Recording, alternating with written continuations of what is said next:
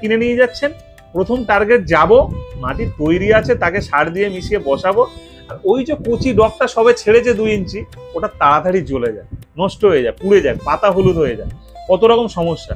সে হয়তো গাছে সবে খাবার দিয়েছে, আপনিও গিয়ে সেই গাছকে খাবার দিয়ে বসালেন, সে হয়তো গাছটার ঠিকঠাকভাবে রুট বাউন্ড হয়নি, আপনি তাড়াতাড়ি করে আরেকটা বড় টবে 6 ইঞ্চি থেকে 8 ইঞ্চি দিতে হবে, 8 ইঞ্চি থেকে 10 ইঞ্চি দিতে হবে, কিংবা আপনি গলা ভর্তি করে মাটি দিয়ে বসাচ্ছেন, আছে একটা 6 ইঞ্চিতে, বসালেন একবারে 12 ইঞ্চিতে গলা ভর্তি করে, নষ্ট হয়ে যায়। গাছ তো একদমই ওর যা স্ট্রেস আসবে ওই স্ট্রেসটাকে নিতে পারে না। আবার একটা কথা বলি, নার্সারিদের নিয়ে যখন কথা উঠছে, অমিত দ্বারাও নার্সারি ভিজিট প্রচুর করে, আমিও নার্সারি ভিজিট মন থেকে না চাইলেও প্রচুর করতে হয়।